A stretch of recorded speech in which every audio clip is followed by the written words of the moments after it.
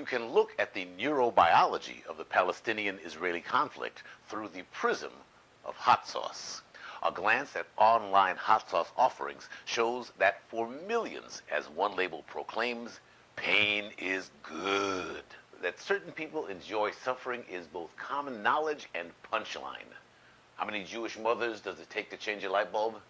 It's all right, I'll just sit in the dark. According to University of Pennsylvania researcher Professor Paul Rozin, masochism, the enjoyment of what appears painful or tiresome, exists on a spectrum of human pleasures. Duh.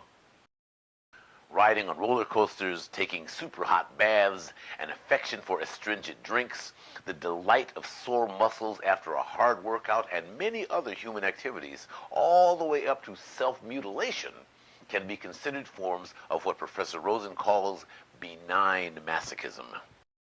He studied the eating habits of Mexican children. Mexican babies react negatively to capsaicin, the chemical that makes peppers hot. As well they should. Capsaicin hurts. Capsaicin activates type C nociceptive fibers, which then release something called substance P. The P should stand for pain, but it doesn't. Substance P release is better known to your brain as ouch. But our brains can be trained to experience ouch as ooh. Mexican children and others grow up being told, the pain you're feeling, that's good. And in time, it's mom over matter. Cuisines from Indian vindaloo to Chinese Szechuan to buffalo chicken wings delight in the misery their recipes inflict. The malleability of our pain experience was dramatically demonstrated by the great neuroscientist Jane Fonda. In the days BJF, before Jane Fonda, we exercised trying to avoid the pain. I went to the doctor. I said, Doc, it hurts when I do that. He said, don't do that. But post-Jane, the goal was to make it burn. Make it burn. Make it burn. Make it burn. With three little words, pain became pleasure. The switch has to do with the interaction of two areas of the brain, the anterior cingulate cortex, a feeling part of the brain, and the right ventral prefrontal cortex, a thinking part.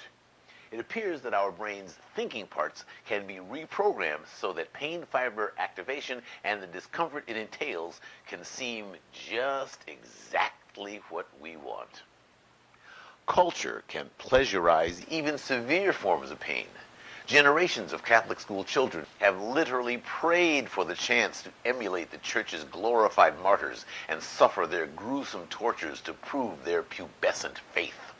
Virtually every American is taught to revere Nathan Hale's famous last words, "I only regret that I have but one life to lose for my country." European Jewry seems to revel in its historic hurts. Every summer, we are religiously commanded to get depressed about the destruction of the Second Temple by the Romans in 57 CE. We celebrate Purim, a tale of one man who merely had a desire to attack the Persian Jews centuries ago, and that's a story that exactly no one thinks is true. And of course, there's our seemingly endless outpouring of Holocaust memorials. Palestinians may embrace their suffering even more intensely. In March 2014, the elected Palestinian Prime Minister Ismail Haniyeh declared, نحن قوم نعشق الموت كما يعشق أعداؤنا الحياة.